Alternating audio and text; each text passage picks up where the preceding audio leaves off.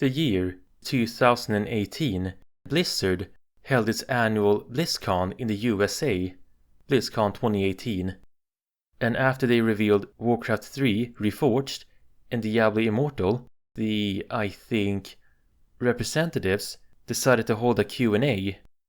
And after a couple of questions, someone, who goes by the handle Lord Fluffy on YouTube, stepped forward and asked a question.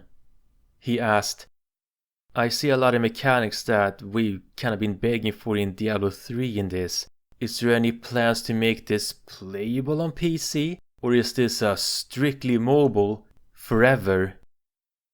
And the game designer replies back with, are there any? Yeah, the current plan is to be on mobile, both Android and iOS. We don't have any plans at the moment to do a PC. And then the crowd start booing. And the game designer makes a frowny face. And then he says to the crowd loudly, Do you guys not have phones? And then the other members of Blizzard tries to back up the game designer, and they were all like, "Can play on your tablet too," I think he said. And it wasn't just Lord Fluffy that asked such a question. There was another guy that's been dubbed on the internet Redshirt Guy 2.0, and he asked if Diablo Immortal was an out-of-season April Fool's joke. And people applauded him. Another Blizzard developer stepped forward and said, no, it's a fully fledged Diablo experience on mobile. Now that little piece of reenactment aside, in my opinion, BlizzCon 2018 was, in my opinion, Blizzard's greatest BlizzCon failure in the history of ever. But whatever people said at BlizzCon 2018 aside, one of the core problems of that presentation is, in my opinion, is that the average age range of that large crowd was not teenage Zoomers. No. The average age range of that crowd were millennials.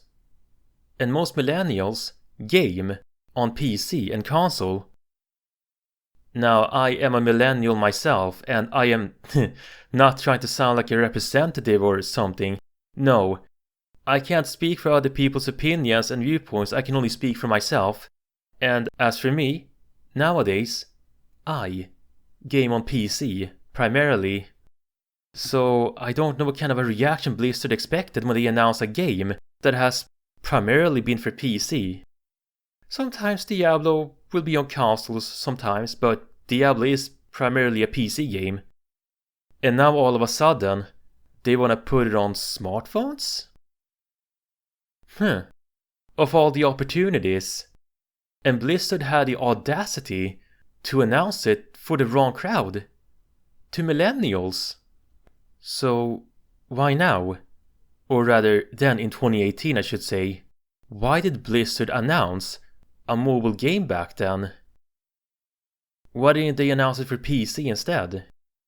When Blizzard themselves don't even have an extensive history with mobile gaming.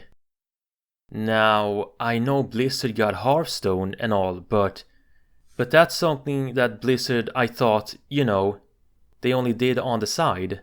Thing, whatever. But I think I have an idea as to why I think they, all of a sudden, out of the blue, wanted to develop a Diablo mobile game, I think. And I like to emphasize this is just my personal opinion, what I think. I think Blizzard wanted to get a new wave of gamers and fans in their midst. And especially Zoomers. I think Blizzard knows, in a way, that their already established fanbase mostly consists of millennials. And Blizzard seemingly knows that they're not gonna make much money by appealing to their already established millennial fanbase all year round. And since some of those millennial fans have now grown up, gotten jobs, and are now raising a family of their own, Blizzard, it seems, wanna fill in those empty holes with Zoomers, I think. Now, I myself am someone who's been a fan of Blizzard since I was a preteen in the early 2000s, and I think my first exposure to Blizzard was Diablo 2, and then sometime later, thanks to the influences of my older brother, I became a fan of Warcraft 3, Reign of Chaos, and then Frozen Throne. And then, in my teens, I became a fan of World of Warcraft, especially a fan during the Burning Crusade era. I quit WoW for a bit, and then I went back to WoW during the Wrath of the Lich King era. And then I quit again in late 2009, or maybe it was early 2010 maybe. But nevertheless, I never picked up World of Warcraft since then. So, as far as I can remember, I have no memories of Blizzard ever developing games for portable systems, except for Hearthstone, which they developed later on in the mid-2010s, I think. But even though I don't play much Blizzard games anymore, I try to keep up with the latest news and trends, but I can't keep up all the time and be that active with Blizzard, because I am more of a Steam guy nowadays. Sometimes I do reinstall my physical copy of Diablo 2 and Lord of Destruction to do a monthly Halloween run, but lately I turn to other games instead, like Enderal, Torchlight 1 and 2, Salty Sanctuary, Path of Exile, Dark Souls Remastered, Neo 1 and 2, Hades, Condemned Criminal Origins, and the Painkiller games and what have you. So yeah, I haven't touched much World of Warcraft since the Wrath era, and same for Warcraft 3, and I haven't kept up with the news like I used to, and since I don't feel like playing much World of Warcraft or Blizzard games anymore, the only Blizzard related thing that I can try to do without subscribing monthly is to read their lore books of their games. You know, I am I am planning to buy Warcraft and Diablo related lore books because I always wanted to, since I was a young adult, to read their lore books. I always wanted to. And now that we live in an era where importing and exporting foreign goods has become more and more accessible than before, I can finally order books abroad at long last. When I was younger, in the 2000s, there was no way to order abroad. If you wanted a book in English, then you had to physically travel to the UK or US if you wanted your book in English, or if you wanted to read a book that hasn't been localized in Sweden yet or translated, because some books around the world don't ever get translated, ever, not all the time. But since I'm somebody who speaks very good English, as you may have realized, now I can finally order them abroad. But you know, I know there are smartphone apps out there like Google Play and what have you, where you can buy them just like that and that's it, problem solved. No need to wait for a package, whatever. And smartphones nowadays also has, the blue light filter, where you don't strain your eyes so much anymore.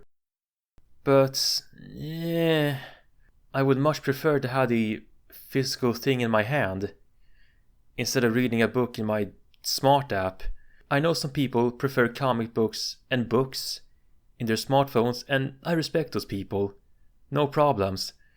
But as for me, I would like to have the book, in my hand, physically.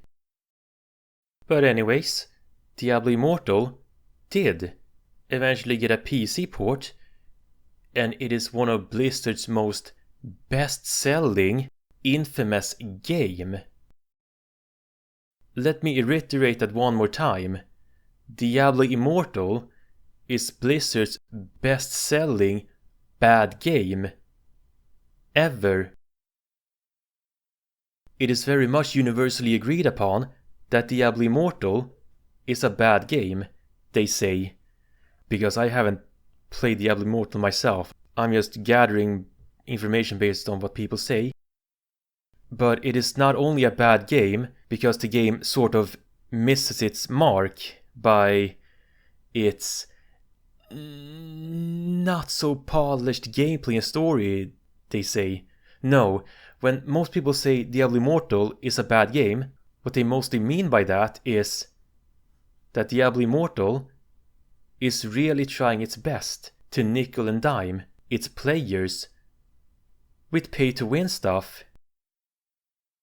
Now, I know some things that are considered bad can sometimes turn out to be a happy accident, sometimes, like the painting Behold the Monkey, aka Potato Jesus.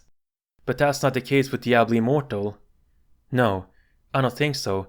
I don't think Diablo Immortal can be a blessing in disguise, like Potato Jesus. No. Unless, of course, Blizzard decides to do away with all the pay-to-win mechanics and make it much closer to Diablo 3. As I am in the making of this podvid, in the month of June, and maybe soon July, maybe, Diablo Immortal makes a lot of money, even though people keep bashing it. From the way I see it, the game makes a lot of money because you know what they say, any kind of press is good press. And I don't like that saying. I don't like that's how it is. Why can't bad press be bad press and good press be good press? Like From Software's Elden Ring. Not to derail too much from, Blizzard and Diablo Immortal, but From Software's Elden Ring is a best-selling, well-respected, highly regarded game, and for all the great reasons, and understandably so. Elden Ring's good press is good press. It is the best kind of press. And hey, Elden Ring doesn't need any of that horse armor DLC or pay-to-win mechanics to sell well or to make a good impression with its players and consumers. So why can't Diablo Immortal as well have a good kind of a press and sell well for all the right reasons, like Elden Ring? When it comes to Diablo Immortal's unreasonable practice, methods, and its loyal fans, ugh. I can never imagine this kind of mentality would work as well in the same way with the older generations, like boomers or Gen Xers. Like, let's say you bought a book, one of Blizzard's hardback cover of Sylvanas. There was no Blizzard in the 1980s, but let's play pretend for a little bit.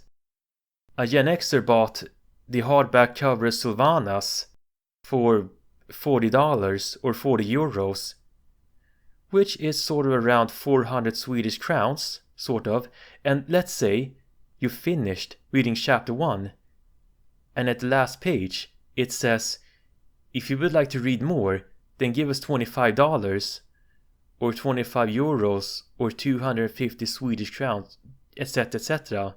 And imagine how many times you'd have to do this per chapter. That's a lot of money. Why can't you just have the book in its entirety for a reasonable price? And what I'm trying to say with all of this is, if this was a thing for Gen Xers or Boomers back in the 1970s or 1980s, then I am pretty sure that this kind of practice would never have been endorsed or take off. But for some reason, since it's the millennial/zoomer generation of gacha games and loot boxes, then for some reason, developers have made so much money like never before.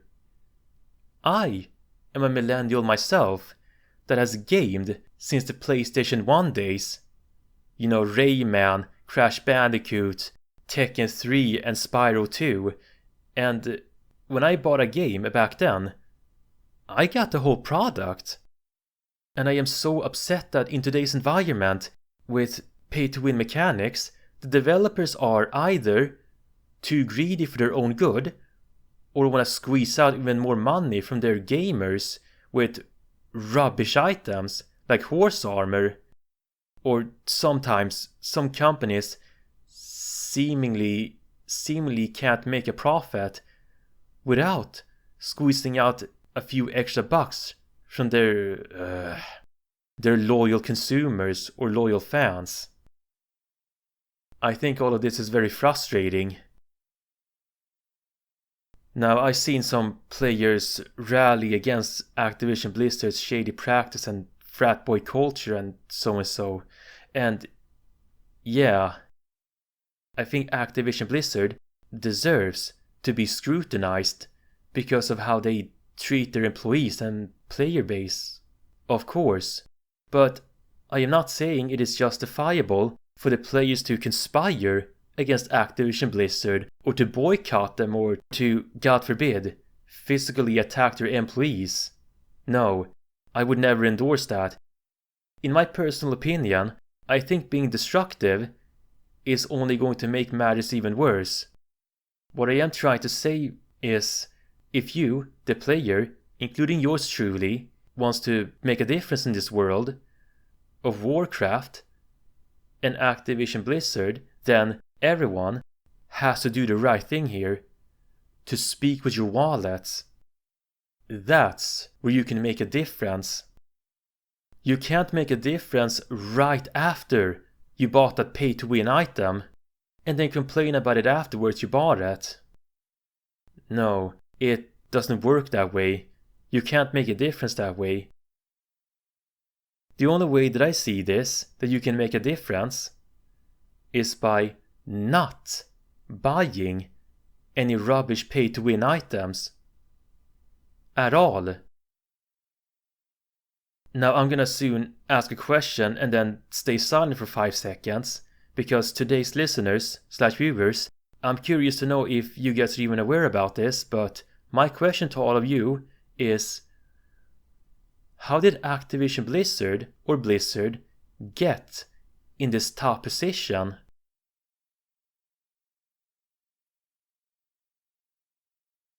If you answered because 3 guys decided to open up their own gaming studio, then you only got half the answer correct, only half.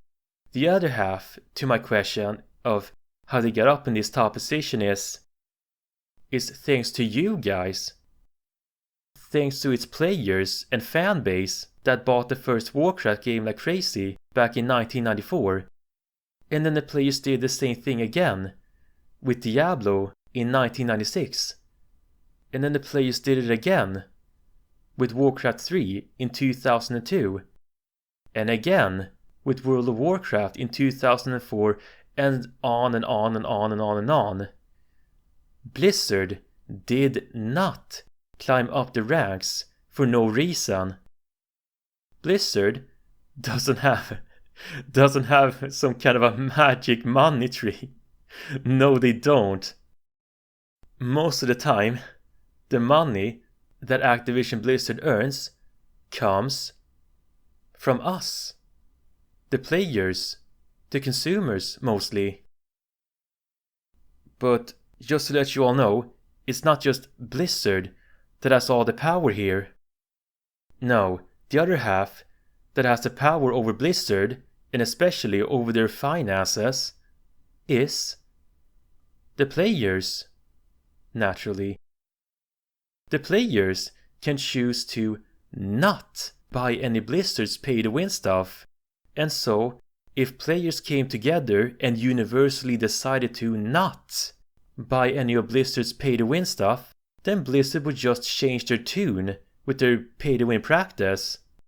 This method of not buying any of that pay-to-win rubbish, in my opinion, is much more preferable than sending threats to them or be violent or boycotting them. I mean, all you have to do is stop buying Blizzard's pay-to-win stuff, watch and see in real time how their stocks slowly plummet, and that's it. And then Blizzard will change their minds with their pay-to-win practices. But anyways, I am almost going in a circle now, so what I am trying to say with all of this is Blizzard is not the only ones with the power here. No, you have the power here as well, today's listeners. Likewise, it isn't just Blizzard that is to blame for all of this. We, the players, too, are also at fault. You know, for enabling Blizzard. That's how it is, I'm afraid. I am upset that Blizzard took this anti-player route and, for the most part, is very much thinking about the money, it seems. And this is basically all that I have to say for today, I guess. So, thanks for tuning in, everybody. Bye bye for now.